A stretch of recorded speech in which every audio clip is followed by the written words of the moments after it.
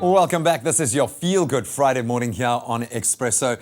Time now to let the imagination take flight in a breakthrough first image from South Africa's very own brand new radio telescope named MeerKAT.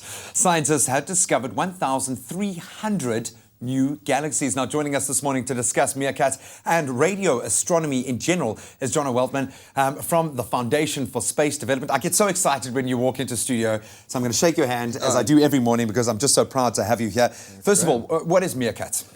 MeerKAT is an array of telescope dishes that's in the Northern Cape, about 400 kilometers from Cape Town, just outside Carnarvon.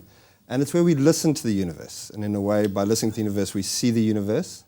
And it's the most sensitive instrument of its type. And I'm really, really proud of what we've done here because we built MeerKAT in order to show the world that we could host a square kilometer array.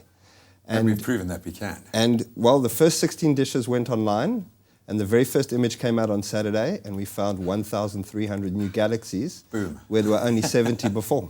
Drops mic, leave stage. I absolutely love that. So explain to me exactly how it works. How do we use sound to see? Okay, well, everything in the universe emits radiation, and only a small part of that is in the visible spectrum, or the light spectrum as we call it. So only a very small part of the universe we can actually see with our eyes, or by using optical telescopes. The rest we have to look for these radiations in other bands of the electromagnetic spectrum. So on the radio wavelength, we can hear things or pick up signals that otherwise we wouldn't be able to see. And then using the technology we have today, we can convert those signals into images.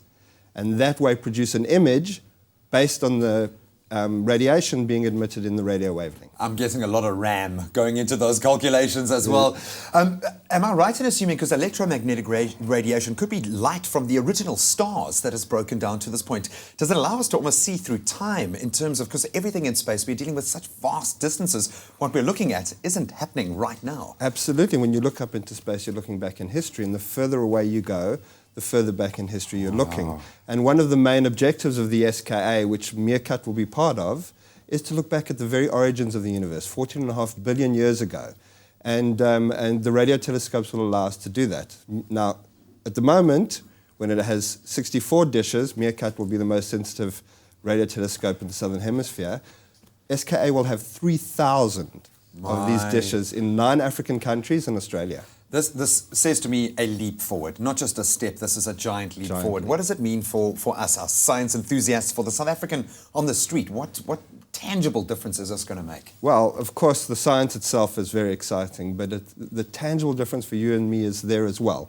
It's going to, first of all, boost our economy because we're going to create a lot of jobs through this, but also we have to spin off the technologies. And one of the mandates of SKA is to spin off these technologies with local companies to create new industries. The Western Cape, through Westgrow, has invested 450 million rand in a data center that is going to be built here in Cape Town. And the really exciting thing about that is we're going to have the fastest internet in the world coming into Cape Town because we have to send all of these signals back all over the world to all the institutions and organizations that will use them. But when that's not being used, you and I will be able to use the fastest internet line in the world.